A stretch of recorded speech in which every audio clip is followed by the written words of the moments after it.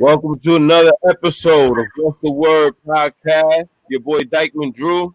Bob Bayless, aka FOH. How you doing, man? How's the big homie?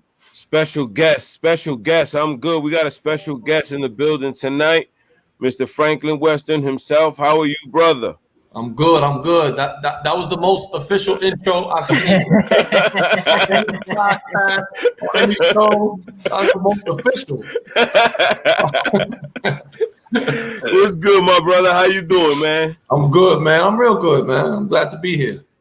How you holding up in this pandemic situation that's going on? I'm staying safe, man. I wear my mask. I do what I gotta do. You know, It is what it is. It's been too long, but we gotta try to handle this, man. Yeah, absolutely. It's looking like this is the new normal, and that's what's scary. Yeah. But let's get to it, man. At what age did you start hooping? Man, I started real late. I tell people all the time, I didn't start really balling until I was like serious, like about 14. Okay. Yeah, I was in high school when I first started to play basketball. And how were you introduced to it? Like what sparked your interest in wanting to play ball? Well, it was kind of reverse. I was more of a football fan growing up. I loved watching football. I loved playing football. So when I got to high school, I started playing football because basketball season started late anyway. So when I got to high school, I was already 6'7". I was tall already. I was just real slim. So I was in the cafeteria, and the gym coach was the coach. The gym teacher is the basketball coach too. So I was walking through the cafeteria, like, "Hey, big man, you play ball?" And everybody looked at me. The whole line, everybody ended like it froze, and everybody just looked at me. I was like, "Yeah, practice tomorrow, 3:00." I didn't know what I was doing. I got there, and we had a squad when I was in high school. I went to Manhattan Center, and we had a real. So I went to the varsity, and he was like, "Nah, you going to JV?" They threw me down to JV. And I started practicing with the JV team. So I wasn't really into it, but it was a basketball type of high school. And I was just like, I'm gonna play because they want me to play, and I'll give it a shot and see how it go. Got you. So being so tall, trying to play a sport that you're not really familiar with, how was the what, like, were you awkward, like moving, how was that? I don't know nothing, man. You know what I'm saying? When I talk about I didn't know nothing. Like, we practiced, and in the first game, when the dude got fouled, everybody went to the free throw line. I didn't know where to go because they just thought I probably knew. Got you. Because New York, you playing ball from day one, but I didn't really play ball because I went to a Catholic school when I was young. We didn't have a gym, so there was no sports, and I was there for like 10 years in that same school. So so I didn't really get out and do those kind of things because it just wasn't, and I didn't really say nothing. So I was like, so my moms and pops didn't really force the issue either. I was always the tallest one, but I wasn't really out there hanging out and doing stuff so people could see me. So, when I got to JV and I see all these dudes playing, and I'm like, damn, these dudes could play, man. But I was learning on the fly because I didn't know nothing. You know what I mean? But once I started to practice and play, I was like, damn, I kind of like it. But I just don't know how to play. So after my first year at JV, this dude Alex Evans came up to me. He was running LaGuardia House. He wound up going afterwards to Riverside and St. John. So he was one of the first dudes that came up to me like, yo, I want you to play with me in the summertime. He was the only dude that asked me in the summer. So I was like, bet, because his club was like 3 blocks down from my school. He was helping with the coach. So, he took me to LaGuardia House, and I was playing in games every day in the summer, that first year when I started learning how to ball. So, and then I just started, learning from people that I was playing with on all the different teams. Got you. Being the height that you are in New York, because, New York breeds a bunch of guards, when you first started playing ball, what position did you try to familiarize yourself with? Oh, I was the center. I was on almost all my teams. I was the 5. You know what I'm saying? Because I was 6'7". Yeah. And I was playing with a lot of teams. Like in high school, we had a lot of big dudes. You know what I'm saying? But like, we had 5 or 6 dudes that was 6'7", 6'8". But I was always either the 4 or the 5. When I started playing with my club team, You know, I was always like the 4 to 5. I was one of the tallest dudes. There was some tall dudes out there, but they was all playing with Riverside, with Gauchos. You know, so I didn't really start moving out of that position until I got later on because I started playing with those teams, and then I could move to a position that was more my natural position. But in the beginning, I played down low as a center. Got you. Were you introduced to AAU at any point?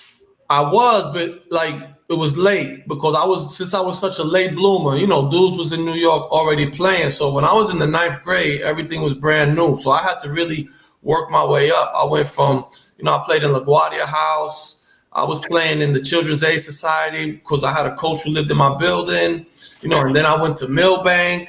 And then from Millbank, I went to Riverside.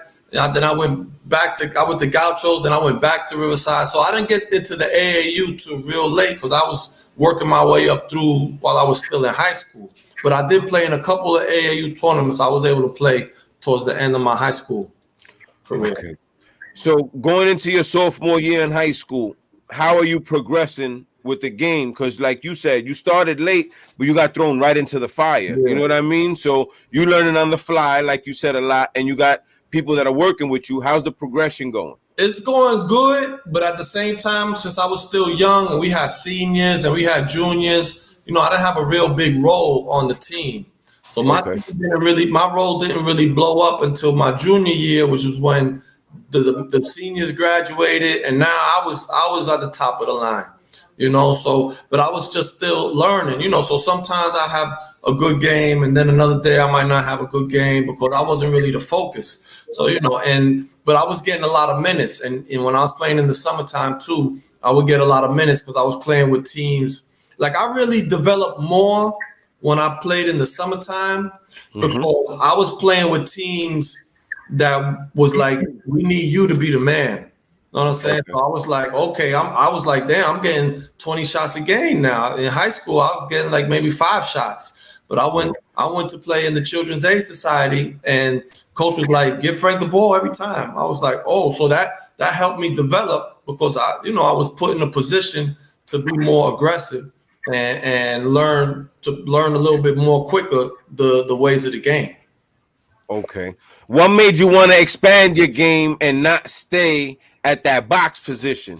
Well, that was really a natural progression because once I started playing better talent, then I went to camp. When I went to 5-star camp, I was like, whoa, it's a lot of dudes here, 6'10", 6'11". So they was like, you don't play there, you play over here. So I was like, okay, you know what I mean? So like towards my last 2 years in high school was when I started to realize like, my coaches started playing me more on the wing because I used to, I had a nice little jump shot. My mid-range was kind of like a natural thing. So I had that. I just never played in that area. So once they started to move me around, I remember one time one of my coaches was like, you got a nice shot from the baseline, like move out a little bit more, see if you could hit it. So, and that's how I started to realize. And then, we was playing against teams that the wing players were 6'5", 6'4", 6'6", so, and once you move up that level, the big men in the paint is big men. They 6'10", you know what I'm saying? 6'9", 6'10", 6'11". So, and when I went like to Riverside Church and I was playing with them and I played with Gauchos, we had a center that was 6'11", 6'10". We had a power forward that was 6'9". So that's when it was like, nah, you play the 3, you out here in this area. So you play a little bit inside, you do a little bit of both. That's the one thing I liked about the 3 was like, all right, well, I play a little bit inside and a little bit outside. So you get, you're not just stuck in one spot. Okay, got you. When did it click to you that this sport can be something that you want to pursue, like at a higher level, like going to college and taking it serious? Like, you realize that you can do something with it. I mean, and to be honest, in high school, it didn't really click because I didn't know. So it was just like, I started getting all these schools recruiting me. And I was just kind of like, okay, this is cool. You know what I'm saying? But I never really thought that far ahead because I didn't have nobody to really guide me in that process. Gotcha. So like, there was a lot of stuff that I was doing. I was on my own, making these decisions on my own. because one, like I have been moving around from, I had my coach in high school, I had my coach when I was at Riverside. So, I got one people telling me one thing, somebody else telling me something. I got my friends telling me something else. So I had to just be like, make my own decision because I was like, everybody was telling me different stuff. So I just knew like at one point, like when I was a junior, senior, I was like, damn, I'm gonna get a scholarship to college. This is dope. You know what I'm saying? Like, that's cool. But that's as far as I thought. I didn't think after that, I didn't think past that because I didn't know anything else. You know what I mean? Like I was so new to the sport. I didn't watch basketball on TV. You know what I'm saying? When they was recruiting me from colleges, I was meeting coaches that was famous and I didn't even know. You know what I'm saying? Like they was recruiting me from Louisville, and Denny Crum came down to Riverside Church and was like, we want you to come to the school. And I didn't even know who he was, So everything was just real kind of like, I didn't really take everything like, whoa, this is crazy, because I didn't know what was going on. I was just kind of like, all right, well, I'm gonna go visit here. I would tell my mom, yeah, I'm going for the weekend to go visit this school. So, she was like, all right, I'm going on another visit. And it was just like that. So, but I didn't have basketball knowledge. I didn't watch basketball. I didn't watch pro basketball. I didn't even know anything about college basketball.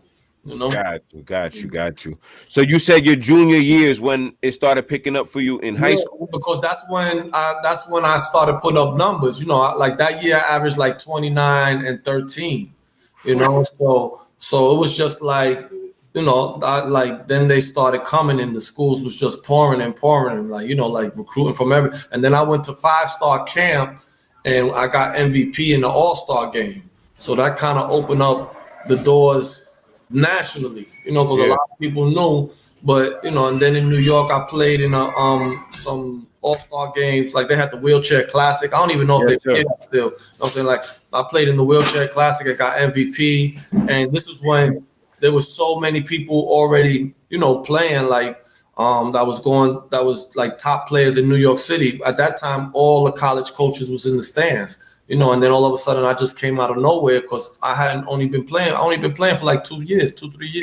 That's what I was about to say. Like, you started really playing basketball in 9th grade, and by 11th grade you averaging 29 points. Yeah, it was a big jump, man. Like I always say that I had talent. I just didn't really, nobody really introduced me to the sport. So I just had to learn everything, on the fly, and a lot of things just by experience. Frank, you were a dog, man. You gotta give it to yourself. You playing 2 years, getting MVP in 5-star camp. You a dog. It was crazy. It was crazy. It was some good dudes there. That's impressive because there's a couple of people that I went to 5-star camp, and it took us a few years to get MVP. We had to go there about 2-3 years out there to try to get that. But that's amazing. I was in 5-star camp. I didn't even know what. To be honest, I was like, I didn't even know what's going on. I was just like, man, I got coaches screaming at me because when we got there. And that's when I realized like how big other people was, because the first day you get there and they do like, you got to play because they're going to pick the teams. So everybody's playing. So you got a number on your shirt. But, there was dudes there that they already knew. So man, they were just like, everybody kept screaming, yo, I don't even know what number I had. They were like, yo, 99. And I would be like, yeah, Franklin Weston. Hey, 99, what's your number? Franklin Weston. Nobody knew me. You know what I mean? But there was other dudes there that they was known. Like when I played on Riverside Church, we had a stacked squad. Adrian Autry, Brian Reese, Charnel Scott. So when they went to 5-star, they already had a name. Everybody knew all them dudes. You know what I mean? So nobody asked them who they was. They knew. Every game I played, the coaches were screaming out, yo, what's your name? What's your name? To backtrack, let me ask one question.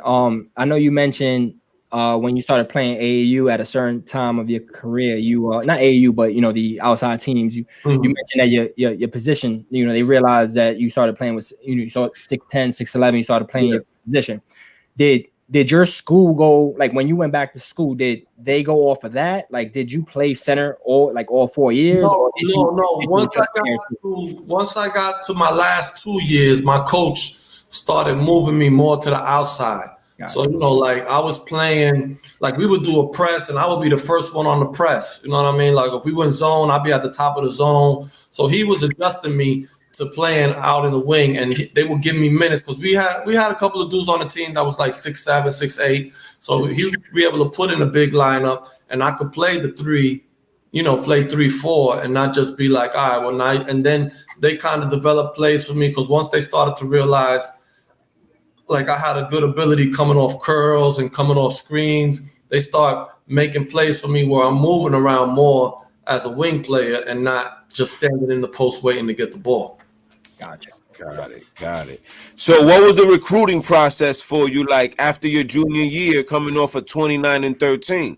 At this point, are you understanding more like the politics and everything? Yeah, I'm understanding that schools is interested and they want to recruit me, but not knowing like any of these schools, I didn't really know how, like I got a call. I went to visit the University of Minnesota. I went out to visit Providence. I went out to visit, Michigan called, but it was already too late because I made a decision.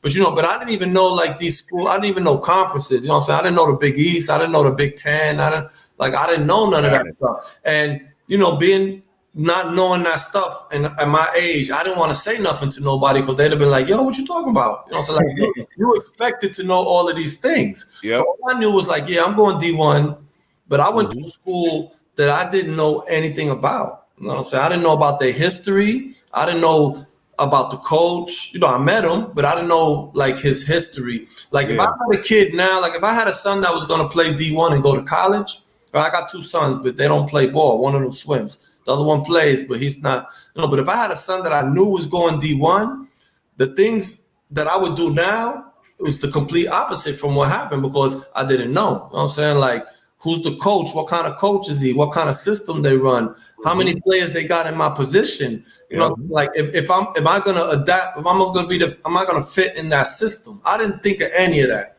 You know what I'm saying? I went on my visits and just came home and was like, I'm gonna go here. I thought about, this school looked good. It's kind of close. My parents could come see me play. I'm not too far from home.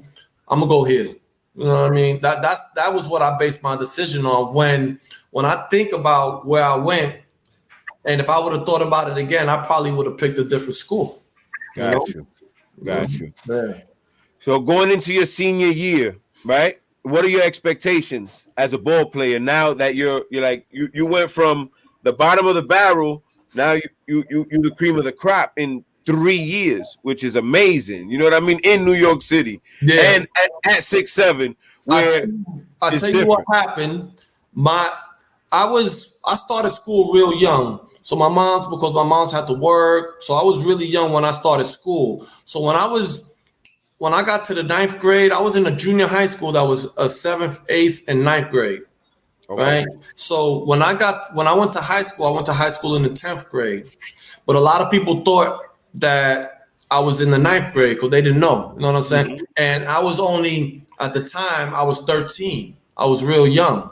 So people thinking I'm going into school. So when I get to school and I start playing, my coaches in high school realized, it's like, hold up, what grade you in? And I told them what grade I was in. And they was like, but you only 15. You know what I'm saying? Like I was on pace to graduate high school at 16 years old. So they was like, they want to keep me an extra year in high school. Like now they talk about reclassifying kids and stuff. Well, they did that with me before that existed. They was like, you're going to stay an extra year and we're going to keep it on the low. You know what I'm saying? Because you came into the school, but you came in the 10th grade, but nobody know that. People think you came in the 9th grade because most of the time, most of the kids, most of the junior high schools was 7th and 8th. Mm-hmm. I was one that was 7th, 8th, and 9th. Yeah. So when I got to my senior year, we was ranked high. The team was ranked high. I was playing. And then the athletic director found out what was going on. And she reported me. Oh, yeah. So the coach and they took, they took me out. They had to take me out of the team. So in the beginning, they was trying to fix it. So they was just telling people I was hurt. But then eventually, I wasn't able to play my whole senior year. Wow. Basically.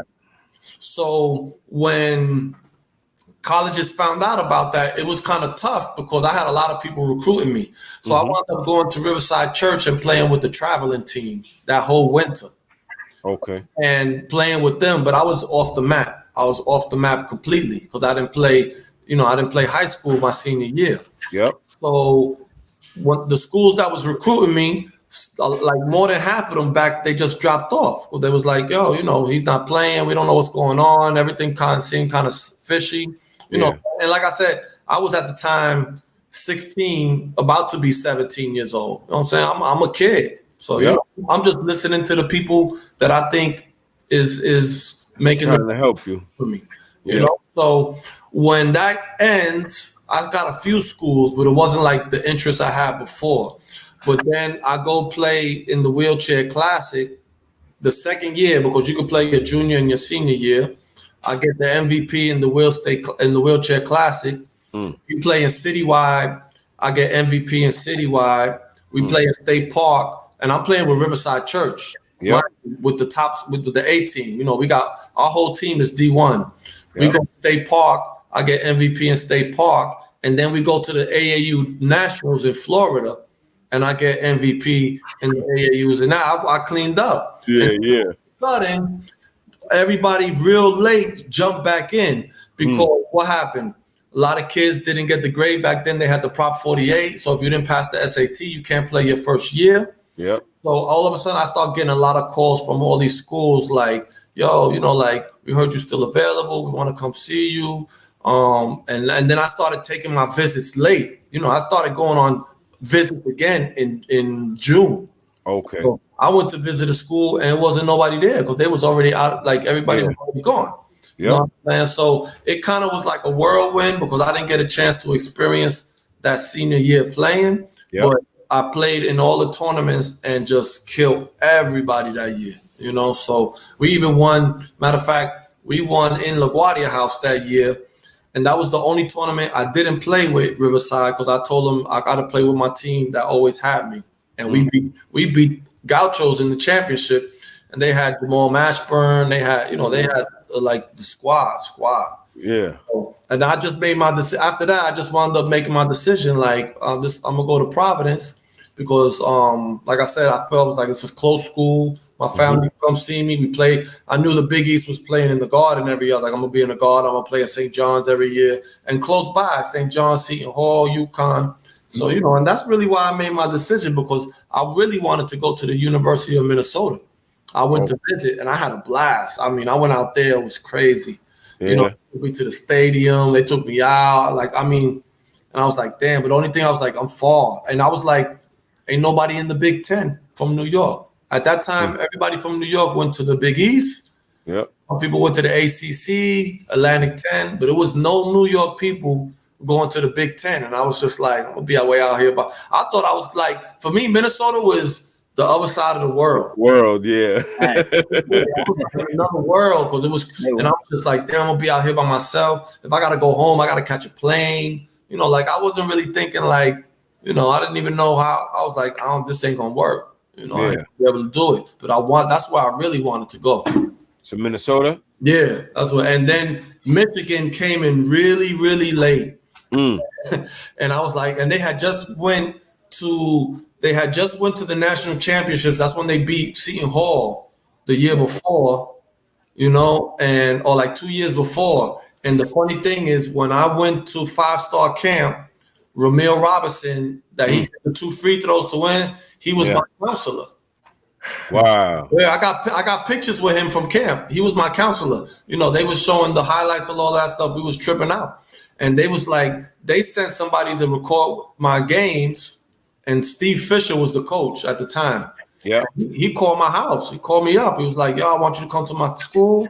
He's like, I don't curse. I don't scream. I'm very religious. This is right before the Fab Five went there. And I had that summer we played Michigan in the AAUs. And I dropped 36 on Jalen Rose that summer.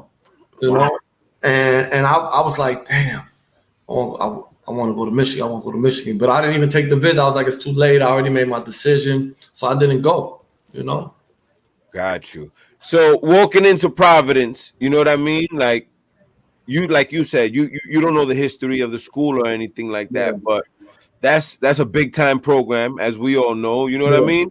And you're coming off of like you said, cleaning up, MVPs everywhere. So your confidence got to be at an all-time high. Oh yeah. And we had like at that time, we was top 5 recruiting class.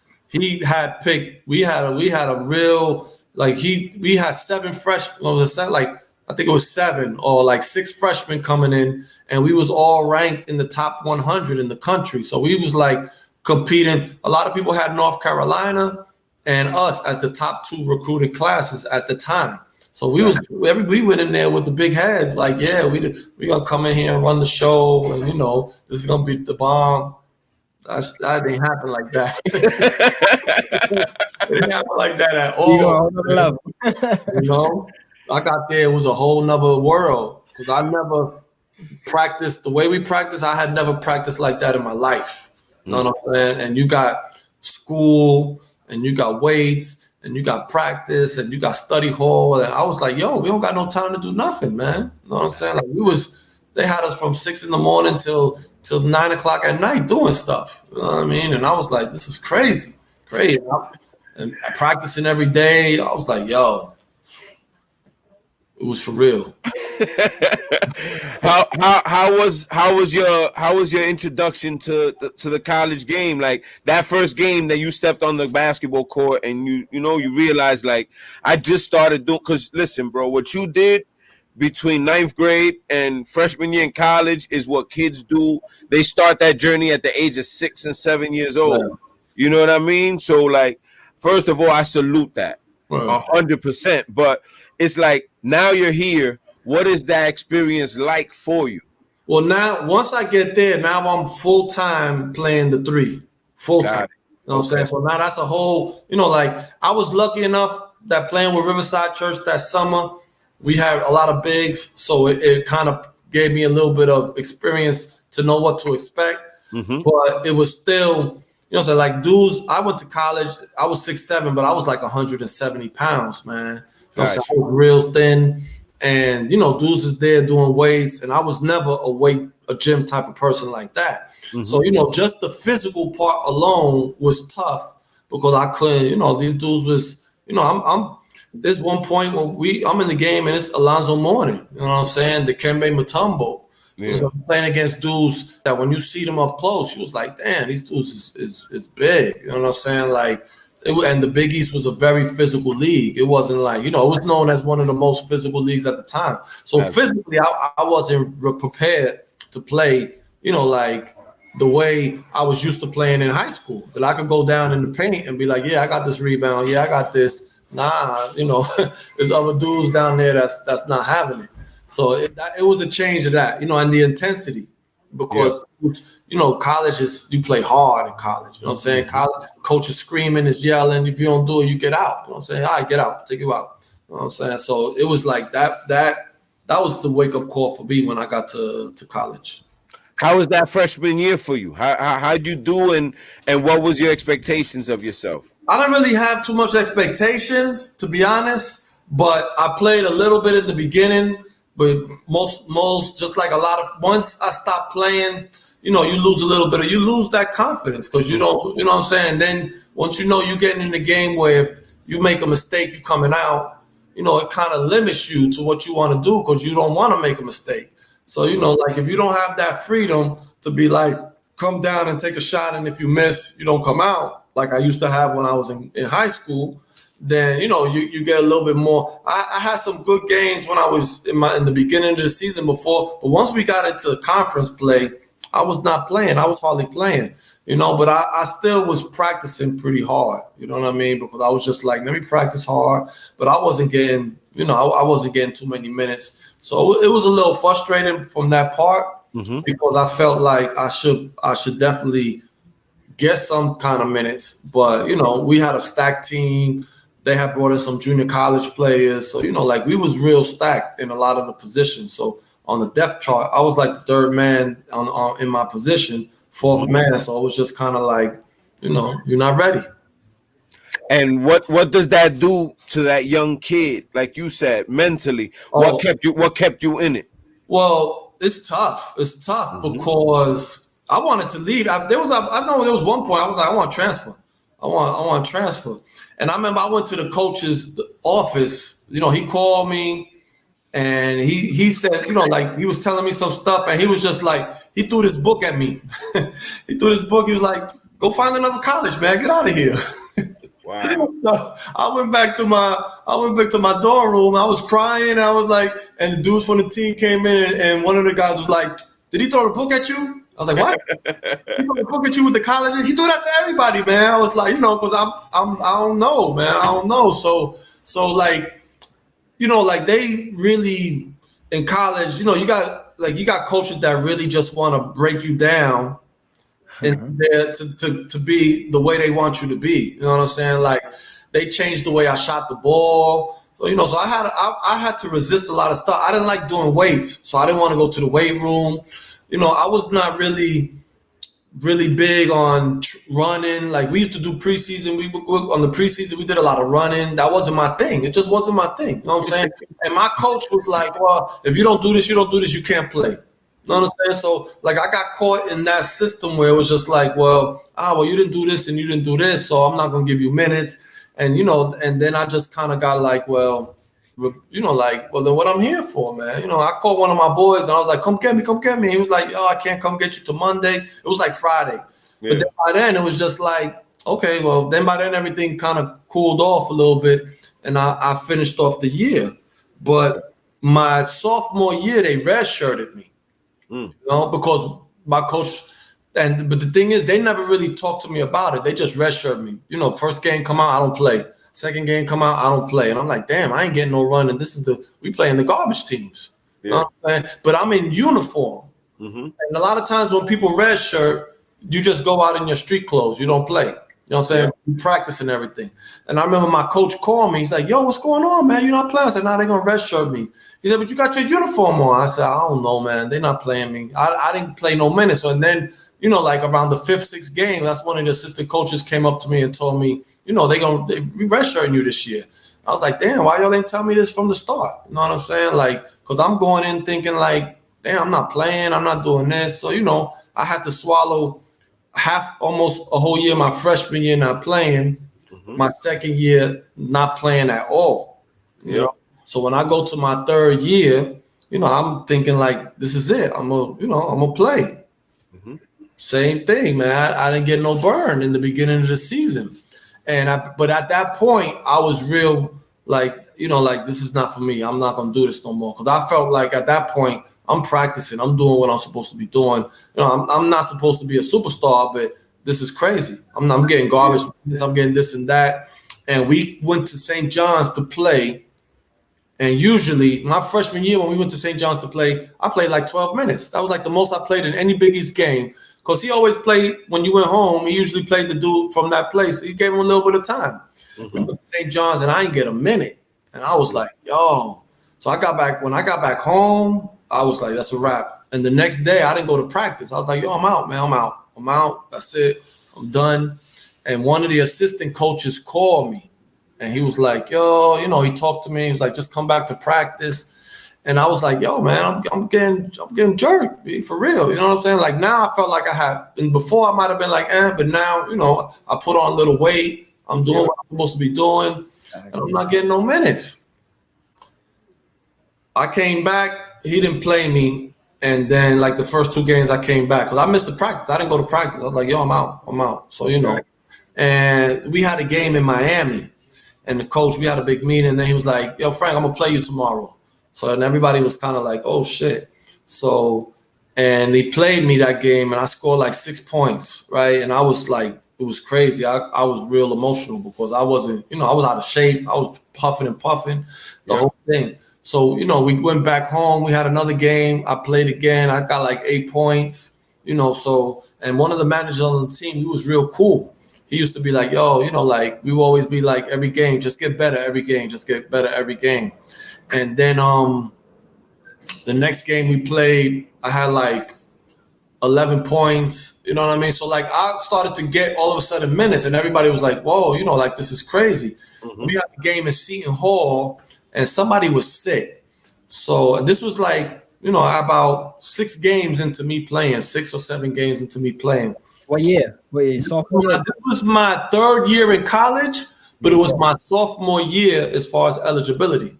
Gotcha. So, and we had the game at Seton Hall, and the coach was like, Frank, you starting tonight. So I was like, so I went from a point where I was playing no minutes So all of a sudden, 6 or 7 games later, he put me in the starting rotation. We go out, and like in the first 3 minutes, I twist my ankle going up for a rebound, and I couldn't play the rest of the game. So, boom, boom, boom. Next game, we go to Georgetown on the road, and we win our first game on the road. I think I had 11 points or something like that, or like 13 points off the bench. You know, we beat Georgetown in Georgetown. Tough. Everybody was pumped. Came back to Providence, and we lost to St. John's, and I scored like 18 against St. John's. So, you know, like I'm literally every game scoring more and more points. Yep. And then we got Georgetown at home again, and it's family weekend, parents' weekend. So like we got 13,000 people in the arena. And he's like, Frank, you starting today? Because I was healthy, I was back. He's like, you starting today. And I scored 21 against Georgetown. So and from there, you know, I went, you know, like on a roll. I remember I got to the locker room, and all the newspaper people came in, and all the cameras was in my lockers, you know, like, and I was just like, oh, this is crazy, you know. But my teammates was real happy for me because they was, you know, they seen all the stuff I was going through. You know, they told me leave the team. You know what I mean? So it was like the turnaround was so quick, and from that point, you know, I played the whole year. I started the rest of the year, you know, and then, you know, the coach. You know, he said one thing because he used to have his TV show. They got like, you know, coaches have their own TV shows. And, you know, they had a TV show. They did a special on me. And he was just like, no, you know, Frank came to the office and asked me what he needed to do. And we was all laughing watching it because they all knew I was like, I didn't go to practice that day. Yeah. You know, so I was like, I was going to transfer. That was like, for real. I was like, I'm out. I was so mad. I was just like, I want to just go to school somewhere else. I don't even want to play ball. Gotcha. I want to get out of here. You know, so, and from there, you know, we went to the Big East tournament. I played good there, and you know, like my foot was in the door. But you know, a lot of times you just get a coach that you don't really blend with. You know what I mean? And it took me 3 years before I could even really get on the court and be able to play the way I was used to playing. You know? Yeah, that's tough. For you to be able to tough it out says a lot about you, because a lot of kids, like you said, would have left. Yeah. You know what I mean? Tough. I mean, I look at it like this. There was a combination of stuff that, like, if I'd have called my boy, he was like, I'm coming to get you. That first year, I might have been out, to be honest. You know what I mean? Like, the chips just didn't fall the way, you know, and thank goodness, right, that it didn't happen like that. Absolutely. You know what I mean? But, you know, you always going to face difficult. It's not, you know, it's very few players that go somewhere and it's going to be good from the beginning to the end.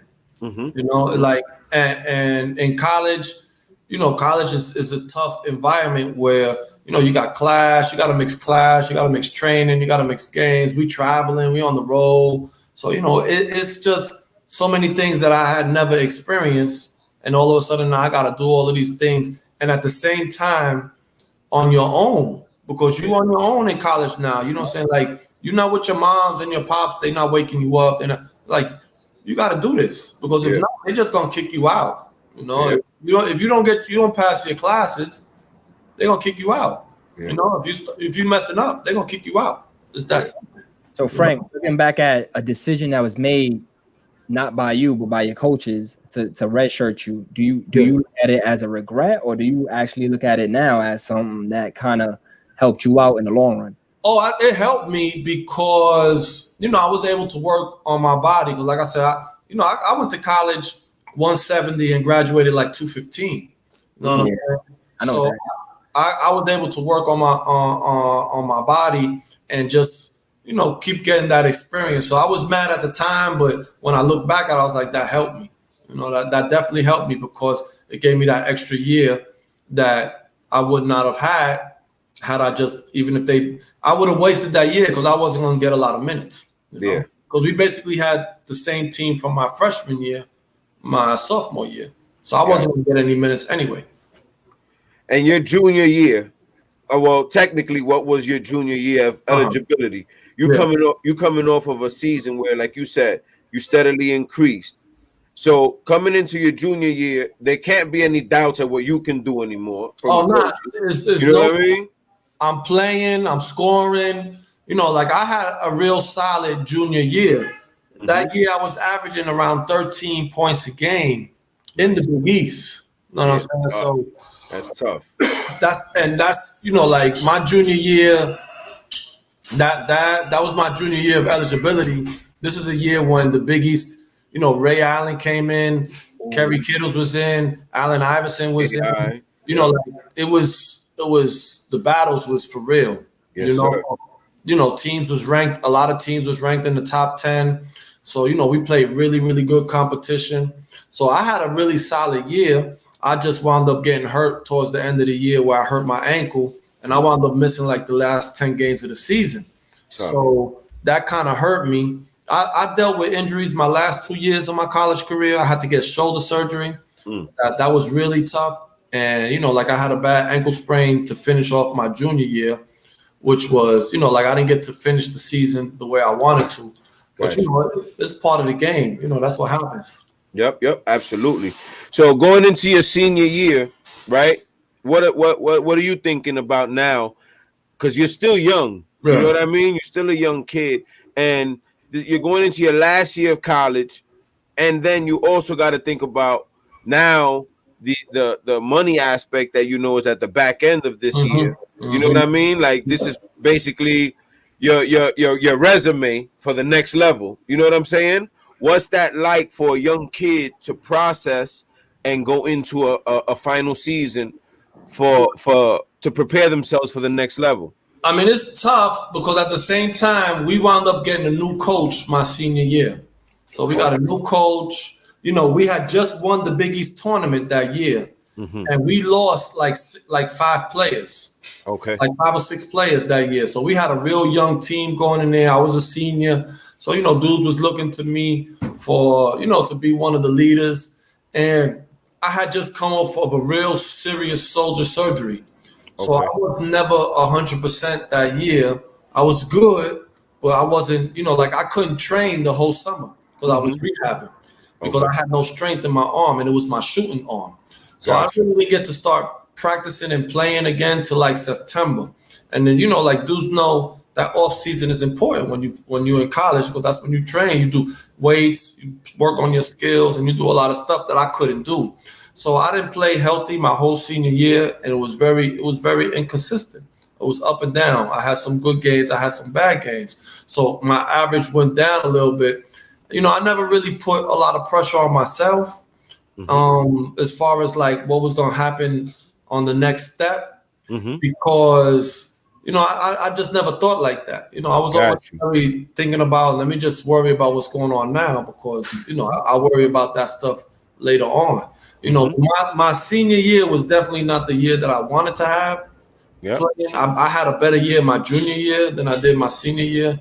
When something, and then the conference being as strong as it was, and we didn't do as well as a team that I would have liked us to have done. But we did have, like I said, we had a change of coaches, so they didn't really, it was like probably the toughest year as far as playing that I had when I was there.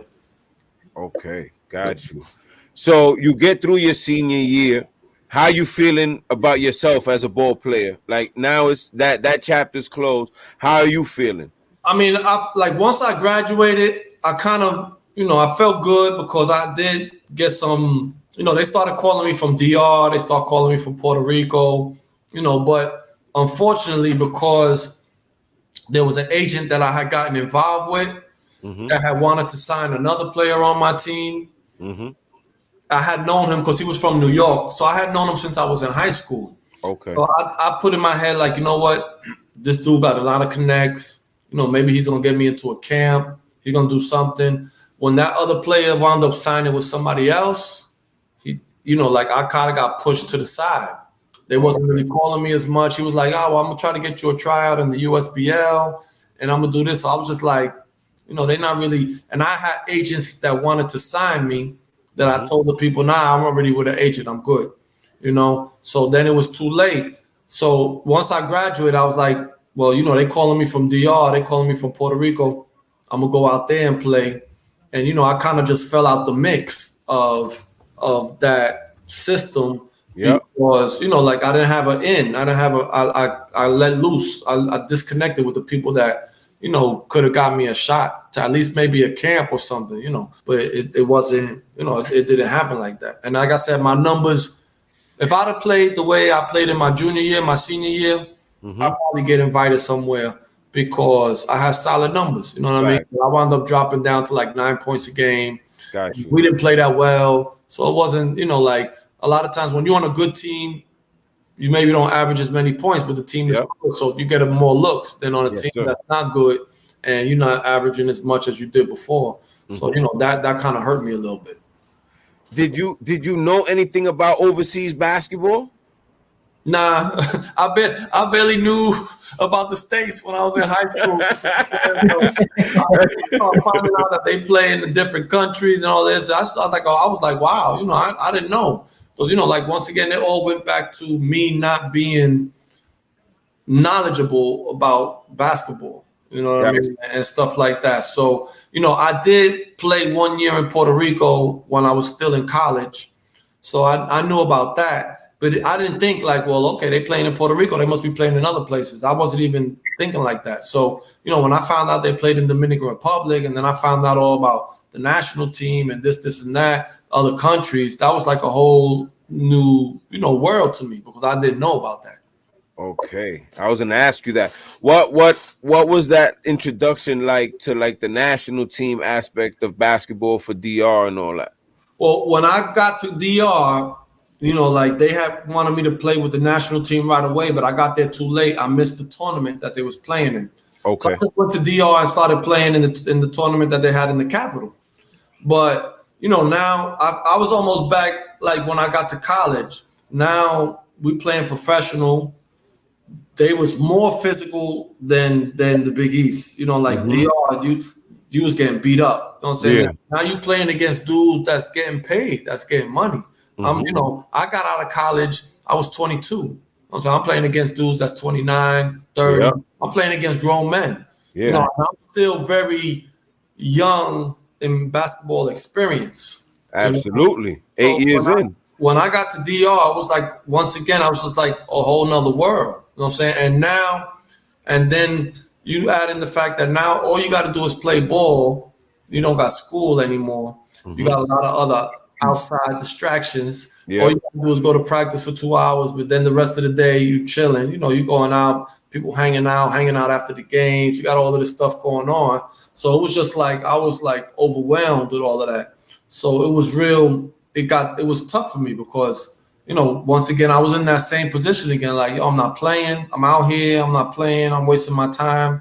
So I went back to my same way of thinking. Like, I'm going home, man. I'm out. Because I didn't like to be places that I didn't feel I was getting, like getting my like what I needed to get. You know what I'm saying? Like, if you give me a job to work and I go there and I'm not doing the job, I don't, well, you got 5 other people that's doing the same job I'm doing. You don't need me. So why I'm gonna be here? You know what I'm saying? Like, I'm wasting my time and I'm wasting your time. You know what I'm saying? I was out there like, y'all paying me for nothing. You know what I'm saying? That don't make no sense. Like, for me, it's hard to just be like, sit down and be like, all right, well, give me the money and I'm chilling. I wanted to go home. And that's the reason I wound up going with the national team, because they had a tournament to play in while we were still playing. My grandfather at the time, who was living in Dominican Republic, and I told him, I was like, yo, I want to go home. I'm not playing. And he was like, nah, you got to stick it out. And then the national team called me, and I was like, I don't even know why they calling me, because I'm doing nothing. Yeah. I'm out here doing nothing out here. I'm scoring like 2 points a game. And it's just like, so they was like, well, we going to Argentina. We're going to go play. So I was like, bet, so I go. And, it's Felipe's there. You know what I'm saying? We got Tito Harford. We got, Jaime Peterson is there. Like, we got a nice squad. And that first, we played 2 rounds. That first round, I don't really play too much, but I was working out a lot. I was training a lot. Tito Harford was my roommate. You know what I'm saying? He was real strict. So I kind of like refocused. And when we went to the second round, our first game was against Brazil. And at the time, Oscar Schmidt was still playing. Oh, tough. So I didn't even know who he was. Got you. the guy who started at the 3 picked up 3 fouls like in 2 minutes. So the coach was like, Frank, and I got in the game and I scored 25 that game, 25, 26, something like that. Nice. We beat them. You know, everybody was pumped. The newspapers was pumped. It was crazy. And it was like the same thing happened all over again, like in college. You know what I'm saying? And then from that point, I started the rest of the tournament. You know, was scoring double figures every game. You know, and everybody in DR was like, yo, how come he's playing like that there? When he was here, you know, he was get burned. Basically, that's what they wanted to say. You feel like trash. But I knew I wasn't focused when I got to DR. You know, like I lost my focus because I wasn't playing. And we was in Argentina. It was nothing else to do. You know what I'm saying? We were practicing and balling. You know, my man told me after the game, he's like, yo, that was Oscar Schmidt. I was like, who? And I didn't even know who he was. You know what I'm saying? He came up to me after the game. And he was like, damn, you didn't miss a shot. And he put his arm around me, and I didn't even know who he was. You know what I'm saying? Yeah. So, and then once I got back, I realized, like, you know, like I got to be a little bit more focused. I got to start, you know, taking this more serious because, you know, regardless, it's not NBA, but you playing pro. Yep. And dudes is playing for money, and dudes is playing for a paycheck. And this is survival of the fittest, basically. You know what I'm saying? Let me ask you something. On that national team, like, did you understand? Like, was it as a big deal to you as it should have been? Like, you're representing an entire country. Like, did it register like that to you? Not in the beginning, because I didn't understand the passion that everybody had for the games and for the national team. You know what I'm saying? Like, so once I got back. And not even really that year because I didn't really stick around in DR. But when I played again in 96 or 97, and now I was putting up numbers, and then I got back to DR and I see how people was, I was like, oh, okay, this is a big deal. You know what I'm saying? Like, dudes start treating you different, you know? Yeah. And what was that atmosphere like? Because that's different, man, when you're playing against entire countries. You know what I'm saying? It's definitely more. You know, dudes is definitely more like emotional. There's a lot of pride involved and especially when, you know, one of the hardest things I used to tell people all the time, because, you know, I got most of my family is Puerto Rican. Yeah. You know, like my grandfather's from Dominican Republic, but everybody else is from Puerto Rico. You know, my coach from high school plan was to put me on the national team with Puerto Rico. You know what I mean? So I was already on that radar. So when we would play against Puerto Rico, that was, apart from the fact that DR and Puerto Rico, that was the Lakers Celtics. That was the war. Yeah, you know? That was the Pistons and the Bulls. That was, you know, we had to fight every game. You know what I'm saying? It was like hostile. I was living in Puerto Rico. You know what I'm saying? So I gotta be in Puerto Rico all the time when we playing and listen to everybody talking. You know what I'm saying? So I knew the importance when we played against different countries. You know, like we played against, like even them countries in the Caribbean, like Puerto Rico, Dominican Republic, Cuba, always had a good national team. So, you know, the competition was really intense, you know. And then once we got outside of that and was playing like Mexico and the teams from South America, Argentina, you know, I got to play against all them cats from Argentina that when they won the Olympics, that they won the Worlds, you know, all them dudes that went to the NBA, Ginobili, Scola, you know, all them dudes, we played against them a lot, you know. A lot. So, but you always felt, you know, the love from the people when you came back from a tournament, from a trip, and just I noticed just the way people treated me afterwards. No, that's a fact. You represent an entire country. You know what I'm saying? Yeah. So when you get back from that and you cooked and you know, like as you've done in every level, once you've gotten the opportunity to prove what you can do, you've done it. How did you see like where you wanted to play next? Since the DR thing wasn't what was keeping you happy at the moment. Well, you know, I played in DR that year in 95, and then I went over to Puerto Rico. And then I got on with a really good team. That's when, you know, I got to 96. That's when I started playing with Bayamon. And that first year we won the championship. Nice. You know, and obviously, you know, one of the reasons I played in Puerto Rico more than I played in DR was because of the money situation. You know what I'm saying? They paid more money out there. Yeah. So I was out there constantly. But I mean, like, it gave me a boost as far as my confidence because I was like, if I'm playing like this against the best dudes, because once you start playing international, you start seeing the same dudes in different places. You know what I'm saying? Because they playing, like imports in other countries. So I was like, oh yeah, he played with Venezuela. Oh, that kid was he played with Mexico. I remember, and I was killing him in there. So I'm gonna kill him here too. Yeah.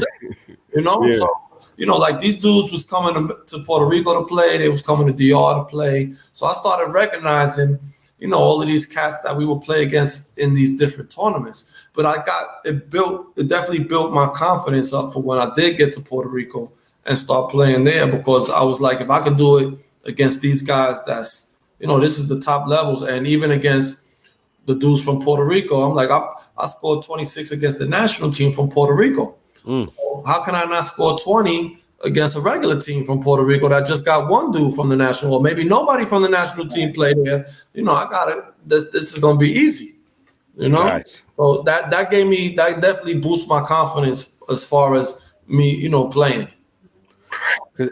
I've been to games in Puerto Rico. Right, I was out there with Rick Apodaca. Yeah. And then I've been to games in DR. You know what I mean? I've seen a few of my peoples play in DR.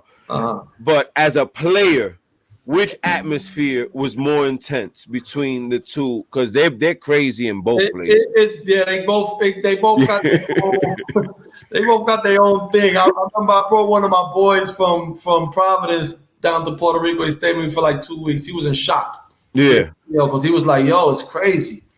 I mean, DR is crazy because, you go to a game on a Sunday and it's 2 games. So you got fans from 4 teams. You know what I'm saying? They out there and everybody's wild and they going crazy. You know what I'm saying? Like, the vibe there was definitely a lot more intense. Sometimes, like I always used to say, like Puerto Rico was definitely more, feel like, I felt a little bit more safer. You know what I'm saying? More like, because in DR, I mean, we were playing in DR one day. It was a game. The lights went out in the middle of the game. I was like, yo, what's this? Pitch black. You know what I'm saying? Everybody starts screaming, whoa. I'm like this. Like, yo, I want to get hit with that. Like I was experiencing stuff that I'd never seen. So, but both atmospheres, especially once you get into the playoffs, was crazy. I played in front of 13,000 in DR, just like when we won the championship and when I won the championship in Bayamon, and we got 12,000 people for every game.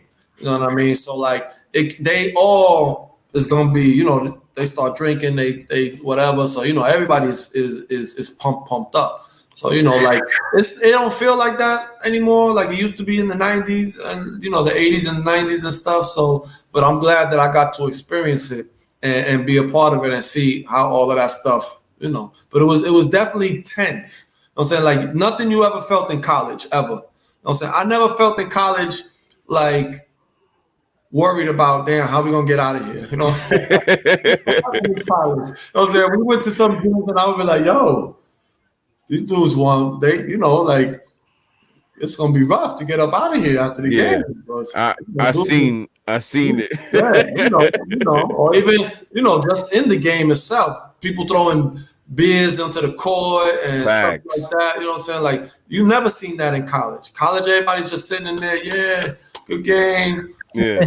I got people cursing me out, sticking up their middle fingers at the games. I was like, yo, this is crazy. It's crazy.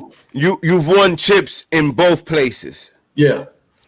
Which league was tougher? I tell you what, DR was tough. It was tough because it was real physical. At the time, because DR, you play in the capital, it was only like 6 teams. You know what I'm saying? Okay. So you got it was not watered down. I played in Puerto Rico when there was like 18 teams. So every once in a while you're gonna play a team where it was just like they're not gonna, this is easy. It's an easy night. You know what I'm saying? But as far as winning the championship, like both series was very hard. You know what I'm saying? Like I could never say it was harder here or easier here. Like they was both hard because like I played. When I won the championship in San Carlos, 4 of the dudes on my team, we all played in Puerto Rico.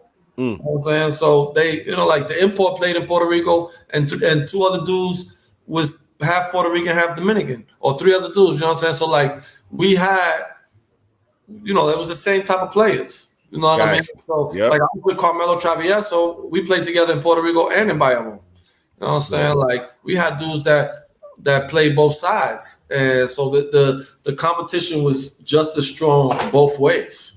Got you. How many chips have you won as a pro? I won in DR. I won two. I won two in Puerto Rico. No, I won four. I won four in Puerto Rico. I won about, I want to say 6, 7, something like that. You know, so it's crazy because when you think about it, my coach. I remember I talked to my coach from college when we had won a championship, and he played NBA, Louis Orr. You know, and he's an assistant coach now in Georgetown. He played with the Knicks. He went to Syracuse. He played with the Pacers. And, you know, he said something to me one time that made me, I was like, yeah, coach, we won the championship. He's like, that's dope, man. That's good. You know, he said, you know, I went to the league, but, you know, we never won it. I never won a championship in the league. And I was just like, damn, you know, like, so it don't matter. Championship is a championship. Exactly. So That's a fact. regardless of where you playing, like, this is your league. You know what I'm saying? Like, you in the league, the NBA, if you didn't win it, you didn't win it. I know dudes that played in Puerto Rico 10, 15 years, they don't got a chip. Yeah. And so, like, and you see the treatment you get from winning it. You know what I'm saying? Like, people treat you you if you was already up there and now you win the chip, it's like you on a whole nother level. You know, and you build that bond with them dudes that you won. You know, like the guys I won championships with, I remember way more than the guys I just played with. You know what I'm saying? Because, you know, you forget about that stuff. But the dudes that you won, you know, you remember, like when we won the championship in San Carlos, it was crazy. You know what I'm saying? Like we won 7 games. You know, that night we went back to San Carlos and we went to see the president, and, you know, we saw this, like, I was like, damn, this is for real. You know, just like when we won in Puerto Rico, we had caravans going through the whole town, and, you know, we did 2 caravans, we had 5 parties, we had, you know, like, we went to the governor's mansion, like, you know, like, you understand when people treat you. You know what I mean? Same thing. We won the championship in Providence. You know, we came home that night. We came back from Providence, and when we was getting into the city, it was already a billboard on the highway saying, "Congratulations, Big East champs." You know what I'm saying? So you drive by the highway, you look up, and you was like, "Whoa!" You know, people. You get off the bus, and there's people waiting for us. That never ever happened because we never won. Yep. What's the most you scored as a pro? The most I scored as a pro in Puerto Rico was 55. I think 55, and in DR it was 49. I think it was in Santiago. I scored like 49, but I scored 46 in the finals in Game 7 when we won the championship with San Carlos. Let's go. Yeah, so I think those were my highest. Those were my highest games. Ever? No, I scored in the YMCA one time, 70, I think 71 or something like that. I was young. This was when I was just like, I was starting to play, and I would go to the YMCA because I used to go to camp there. Yeah. I was playing high school, and I went to camp there, and because we went to camp in the summer, they gave us a membership. So I used to go play basketball. But I was like 15, 16. Got you. But my membership used to be like till 5 o'clock. And then the adults come in, and then we got to get off the court. But when the adults used to come, they would want me to play with them. Because they like, you know, they was like, we want to let them play. So they would let me stay later. So they had like intramurals. You know, so the team picked me up one time and it's like, yo, we want you to play with us. They talked to the director. He was like, all right, you can play. They let me play, whatever. And we had a game, and it was just one game. I came out on fire. I dropped like 20 in the first quarter. You know what I mean? Like, and dudes, like the other team was heated. They dudes was arguing. Let me go at him. And I was just like, it was ridiculous. And at halftime, my boy kicked. I had like 40 at halftime, and my boy came up to me. He's like, yo, they were like, the record is like 65 or something. And so when they told the team, they was like, all right, let's just keep giving them the ball. And I just until, you know, I had 65, and then I hit another basket, and then they was like, you know, they was celebrating, and then they took me out the game. That was it. No more. So yeah, and I scored 44 against Panama in Central Basket one year in the game, like the bronze. We won the bronze medal. That was my high with the national team. I scored 44. 44. Yeah. That's tough. Yeah, I man. didn't realize it until after the game when they told me. They was like, "Yo, you scored 44." I was like, "Damn, that was a lot of points." Word up. That's tough. What's life like for Frank Weston in 2020? Very relaxed. Very relaxed. I'm in New York now. Okay. I wound up living in Puerto Rico for like 22 years. Nice. I lived out of Puerto Rico. I felt like it was time to be back with my family. I still got both of my grandmothers here. My mom is here. A sister. I got a small niece. So I made the move back. I was dating and my girl from New York. So it was just like, I got to make a decision. All this traveling and stuff. And so I was like, well, let me come to the city and see. It's been a long time, but I'm from New York, man. That never left me ever. I went to Puerto Rico for 22 years, but I never felt like, like they treat me really good. I had a great time. I had my kids there. I did everything there. I never felt like Puerto Rico was my home. Got you. I always felt like New York was my home, and I'm gonna wind up coming back to New York. And that's what I did, So I'm getting involved with some sports stuff. My coaches from high school call me, and they want me to help them coach. Okay. So I'm gonna do that once this whole thing kind of settles down, because I like to work with the kids. But in the meantime, I did get a job out here working with a life insurance company. So I sell life insurance, which is really flexible at this moment. Everything is remote. So I work through the computer. Keeps me flexible so I can take care of the stuff I got to take care of. And spend time with my family. That's what's up, man. That's what's up. Yo, Frank, I appreciate you, bro. Thank you. No, I appreciate it too, man. Definitely. Absolutely, man. A salute to everything you've done. You a dog for real. I like to say that, I played 17 years pro, so I feel like I accomplished everything that I wanted to accomplish. I don't really look back and be like, I wish I did more. I did a lot. So that's why for me, when I retired, I felt very like, I'm good. You know what I'm saying? I'm good. I play pickup ball every once in a while, but I don't need to relive the dream. You know what I'm saying? I was just about to say, you live the dream. There's kids that, like I said, pick up a ball at 4 and 5 years old and just wish to be able to do half of what you did. You started playing ball at 14, and by the time you were 22 years old, you were a professional basketball player, bro. You know what I'm saying? Like that's not the average basketball player. That's not regular. You know what I mean? Like I give thanks. You know what I'm saying? I give thanks to the support for my family that I had. You know what I mean? And the people that did guide me and stuck by me throughout the whole process. I got my high school coach that I've known for 30 years. You know what I'm saying? Like we was on the phone because I'm gonna be working with them now, and they was one of the first ones that took me in. You know what I'm saying? So for me to be able to come full circle, he was like, this is a blessing from God, man, because you started with me 30 years ago, and now you're gonna work with me doing what I did to you. You're gonna help me start doing that with other kids, which is really what I want to do. You know what I'm saying? I want to be able to do what. As much as I feel like I had a lot of success, I feel glad that I was able to do.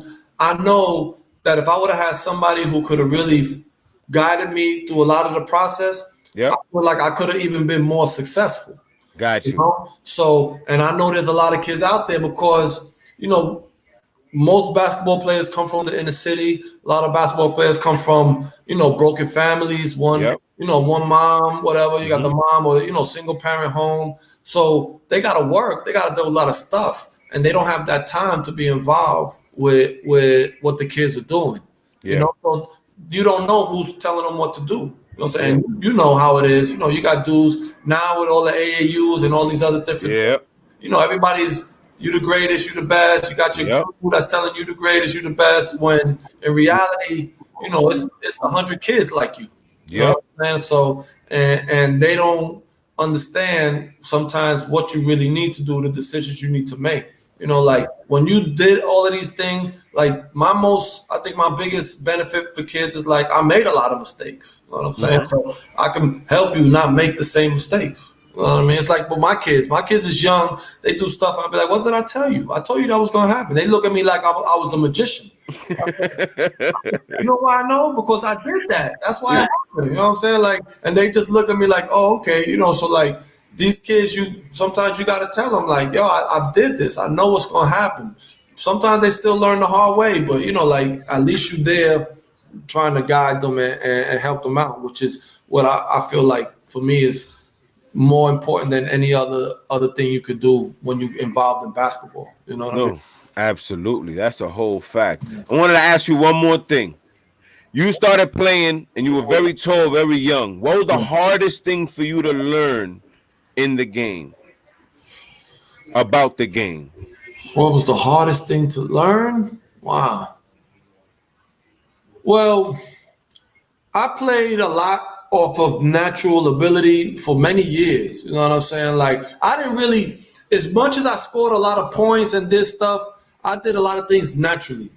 And I never was like, and even, you know, like I never sat down and was like, yo, I got to work on a jab step. I got to work on a fake. Like I was just very natural at scoring the ball, you know, and I don't think I never really even worked on it the way I should have worked on it, where I could have been even a better scorer because I relied so much. When you have a lot of natural ability, you rely on it.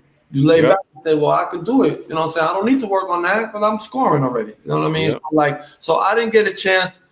Like that hardest part for me was like learning to be like, well, let me work on my individual skill by myself. And that's not something I really did, you know, because I was able to do so many things naturally. You know, like playing basketball and scoring was so natural for me, reading the court, reading the defense. It was very natural. So I was like, well, I gotta work on this. I'm gonna do it I could score. You know what I'm saying? I don't need to work on my pull-up dribble. Yeah. You know, I don't need to work on a one-step dribble, you know what I mean? Because it was like, but then eventually I realized like, you know, I should have probably worked on this more. You know what I'm saying? But now it you know, it is what it is because I just was not that. I became a student of the game after I retired. You know, when I watch basketball now, I'm looking at basketball and I'm analyzing everything. I never did that when I played. You know what I'm saying? Watch it different now. Yeah, I watch it and my boys be looking at me like, what you talking about? You never did that. I'll be like, nah, that's not the right. It's like, all you did was shoot. You know what I'm saying? I talk about, yeah, but he did the right play, did the right things. And then you never did that. I was like, yeah, I know, my bad. It is what it is. You know? So, yeah, but and that's one of the things I want to definitely, when I go work with the kids, is be able to be like, yo, you know, like, you got natural talent, you know, but you definitely got to put in that hard work. I look back now and I say to myself, you know, I didn't play at these times, and it's probably because I wasn't doing what I was supposed to be doing, 9 out of 10. You know what I'm saying? So, but I didn't realize that at that moment, you know, and you get frustrated. But I remember my coach told me when I went, you know, like you got to learn. When I went to Puerto Rico to play after my freshman year, that's when they redshirted me. You know, then I found out my coach was just like, well, you went to Puerto Rico and everybody else was here practicing all summer. So what you want me to do? So who's you already behind? So I didn't know that in the beginning. You know what I'm saying? I was already behind because even though I'm in Puerto Rico playing and I was playing tough competition and playing against pros, he don't see that. He just you in Puerto Rico at the beach every day. Yeah. But the other two guys is here every day at 6 o'clock in the morning in the gym, lifting weights, and they come and shoot, and they come back at night and shoot. So who am I supposed to give the benefit of the doubt to? You know what I mean? So and it's stuff that I learned, you know, some of the stuff the hard way, some of the stuff when I could look back and say, okay, you know, I understand why things happen when they happen. You know, so I want to be able to translate that to other people so they can understand, you know, because working with high school kids, you know, they young. They got a lot of things to learn. They think they know it all, but they don't. But, you know, and then just that process of when it's time to make that decision, you know, make sure that you got somebody that's with you that's really looking out for your best interest and not looking out for their best interest. No, that's an absolute fact, bro. Man. Yep. We need more. We need more yous out there, big homie. I'm gonna try to make up for. You know, I'm gonna try to get as much as I can. So this way, you know. But you know, like I said, you know, it's tough era now. You know what I mean? Because now, you know, social media has definitely made stars out of kids, man. You know what I mean? So the mentality has changed. Kids go places now and they're like, well, I'm VIP. Yeah, there's no humble. I'm Yeah. VIP. Like, where's this? Where's that? And I see dudes and I be like, well, what, you ain't do nothing yet. What you talking about? Exactly. You in 10th grade. What you mean? What's what? You don't got nothing. You know what I mean? It's hard sometimes to break that down. You know what I mean? Because you got people offering stuff. You know what I'm saying? Nobody was offering me money in school when I was in high school. Yeah. You know what I'm saying? But we all know dudes in high school is getting money from somebody. Yeah. And when you don't got no money, it's hard to say no to that. You know what I'm saying? Or it's hard to listen to the person that's telling you don't do that now because it's gonna hurt you later. Yeah. You know, you're gonna be able to benefit more later on doing the right way. But you can't. Not everybody is in the position to be like, yo, I can't afford to not take this. You know what I'm saying? So to wait, yeah, absolutely. It's very tough. Yeah, it is. But I just think that the social media, the aspect that it gives people, like there's some kids that you may never hear about that may be as good as a kid that everybody's hearing about. You can learn about them through there. But then you also get these kids that aren't who they think they are because of their persona, and it hurts those kids. Because they give them a false sense of security because they think, well, I got 500,000 people following me. I got all this. And then when you get to college, it's like I said, I got to college and thinking like, I just finished winning 4 MVPs this summer. I'm gonna come here and step right in. Yep. No, not at all. Not at all. You know what I mean? So it was definitely a different, like a whole nother world for me and a wake up call. And some of them are able to make that next, adjustment to the next, but not everybody. We all know sports is like a pyramid. You know what I'm saying? And as you get at the higher level, it gets thinner and thinner. Hundreds of millions of kids is playing every day in high school. You know what I'm saying? How many get scholarships to college? Exactly. Then all of them from college, how many go on to play pro? Just pro, not NBA pro, regular. Yeah, professional. Around the world. You know what I'm saying? It's only 250 NBA players, man. You know what I mean? And now basketball is worldwide. So you got billions of kids that's trying to get to a spot that only 250 people is going to get. Exactly. The chances of you getting in that spot is, you're going to win the Powerball before you do that. Exactly. It's very real slim. You take advantage of all the stuff that's given you. I'm lucky. I got my degree. I did all my stuff. I took that with me, so that this way, once I finish balling, I could use it in other aspects. Absolutely. I think that's what's still overlooked because every kid's just thinking about the bag. They're not thinking about the back end. Like I can get an education and God forbid I can't hoop anymore. I can fall back and make 100,000 because I have this degree. Yeah. You know what I'm saying? How many D1 schools are there? You know what I'm saying? But not everybody's going to play. The chances of you going pro is a lot less than the chances of you getting a regular job. You're going to have to get a regular job. You know what I mean? And when that hits you, if you wasn't taking care of business when you were supposed to, it's going to be a tough life. Yes. It's going to be a tough life, Absolutely. But again, I thank you for the time you gave us. I'm under your time limit. You good? I got you out of here before 8:30, big homie. I got another show to go to today. I was like, I can't miss that one. I got you. They got real hot with me. I appreciate you though, man. It's all love, man. I appreciate, man. Thanks to everybody, and shout out to everybody watching. Yes, sir. Appreciate the love, and I enjoyed the time. And I'm always available, man. I appreciate you, my man David Trotman that made it happen.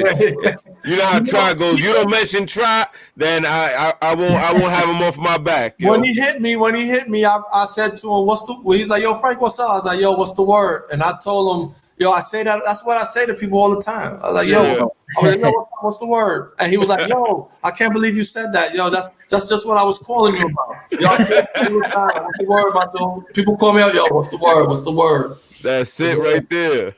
Yeah. Yo, Frank, you already know, bro. Salute, man. God bless you and the family, and thank you again. Same to you, man. Stay safe. Yes, sir. All right, one. One. That was real deal right there, boy. Yeah, man. The unexpected. That dude went through everything in life. Walking bucket. But you know what's crazy? How like he started super late and in college when he hit that bump, he was mature enough. Well, not even, because he said that the things just fell the way they fell. But at the end of the day, he was mature enough to ride that out, and it paid off, bro. Because not every kid is going to do that. Nowadays in 2020, you have a kid that everybody's after, and he decides to go to your school, and he doesn't see what you seeing, he's leaving. Yo, man, and longevity of a career too. Like, you know, we talked about it in the past where these kids start at a young age and they die out. Yeah, man. He started, you know what I mean? Like, and his story, I'm starting to hear a lot more stories where these kids started at, you know, freshman year of high school and they made some out of it coming out of college and playing pro, man. Big, it's that's not everybody. It's like you said, he was getting MVPs at camps in 2 years, in a year. Like, that's crazy. Yeah, that's crazy. That's crazy. Yo, before we get out of here, what you think about this James Harden Westbrook thing? They talking about James Harden want to come play in the East now. Like, I don't know. It's fabricated, bro. It's unless it's something that it's true. I saw last night. Russell Westbrook replied. He want to leave too. Nah, I heard. Well, he replied to the Grand post and he said, "This is all lies." He was like, "Today's my birthday, and this is all lies." So when I saw that, I'm like, "Come on, man." Like, why people making up stories? But then again, we really don't know what's going on in the back office. Maybe he's lying, you know what I mean? But at the end of the day, to answer your question, you know how I feel about James Harden. You know how I feel. And again, you know, I'm a fan of Russell Westbrook, but he don't look good with James Harden, man. It's just different. They're two different basketball players. You don't need them on the same team. It don't work. What? Philadelphia needs a James Harden. Or even instead of a Ben Simmons, only because Ben Simmons can't shoot. He don't space the floor and B clogs the floor. You got to split that up. So, like, it will make more sense. But you don't want Ben Simmons and Russell Westbrook on the same team. Like, I was gonna say trade Russell Westbrook and James Harden and send them over to the 76ers with Embiid and have homeboy out of there. Your favorite player. I mean, listen, bro. I don't know what's gonna happen, but let me tell you one more thing, Pitt. I posted that Dykeman top 25 list, right? It's 5 years old though. People are reacting to it like it's crazy, like it just happened. First of all, second of all, I spoke to the boss man, Ken Stevens. Next week, he's on here with us. We discussing it, and it's not what everybody thinks, man. It's like I said, it was the 25th anniversary, fam. And they picked the top 25 players that came to mind for what they was doing at the moment. And we're going to talk about it. We really definitely going to talk about it. Because a lot of people feel in a certain way, bro. You know what I think they should do? I'm going to even mention it to him. I don't know if he'll think about it or not, but he should do a top 25 teams. That's a great idea. Why not? You know what I mean? That's what I think he should do. A top 25 teams. That's why that way you hurt way less feelings, man. You hurt way less feelings. If you don't put them in order, even less feelings you hurt. You know what I mean? I don't know. I think you might hurt feelings. Like just saying, hey, this team is gonna be number one. I mean, not really, bro. You gotta have teams like 84th Street, Dominican Power, Skull Gang, Team 914, Team Dynasty, Young Ones, Posse. There's a bunch of teams, bro. Bengals All Stars, Rodney Park. You know what I mean? TMP. You feel me? Like, he could do that. He could do that, man. He should definitely do that. Top 25 teams, B. Word. What's the word? Man, let's talk about that, boss, man. But you already know, man. What's your weekend looking like, Bobo? Looking real light, man. Tomorrow I got an event to attend. But other than that, just laying back with the family. How about you? I'm waiting for you to mail me my sweater and my bracelet. That's all I'm saying. That's all I'm saying, bro. Stop selling me wolf tickets. You never gonna come out here. COVID is coming up now, so you definitely not driving out here. Just mail it, bro. Just mail it. Get a little box. Let me get my bracelet finally after 20 years, and let me get this bracelet. I mean, this sweater while it still fits, bro. Like you gonna hold it till it fits your son, and then your son's gonna want it. You feel me? Like, come on, Bob. Yeah. Like, you can't make it out here to really check me. You ain't gonna make it out here to drop that off. The bracelet's like 5 years old, and I still ain't got it. So just, you know what I mean? Take about 7 minutes out of your day, get a padded envelope or a little box, throw that sweater in there, throw that bracelet in there, pay your little insurance coverage of $50,000 for the package or whatever, and send me my stuff, B. Like, what's good, son? I got you. You be acting brand new, man. Nah, I got you, bro. Nah, I mean, my weekend is real quiet, bro. COVID is rising, so I'm staying even low. I stay low like deadbeat dads. That's what I do, bro. That's what I do. I don't do too much, man. My son, he's living in the NBA bubble right now. He don't go anywhere, but he don't know that he's missing anything. He's gonna be 1 year old. My daughter, she's running around crazy because all she gets to see is her old daddy, her old mama. Well, her mother's not old. Her old daddy and her grandmother. Like she only gets to hang out with us three. That's it. But you know what? Thank God, amen. She's healthy, bro, and that's what it's about.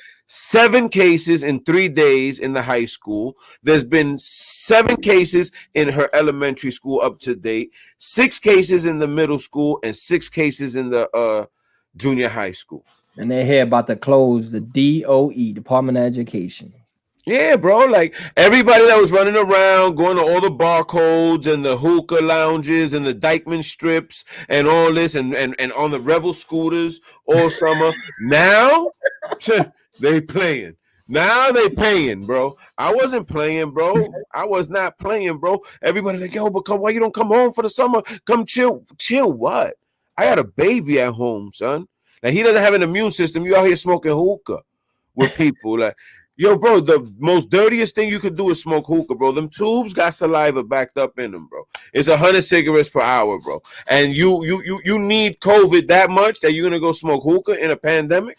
Like now, everything's catching up to people. You're gonna see a lot of people now want to stay home. You can only have 10 people in your house for Thanksgiving.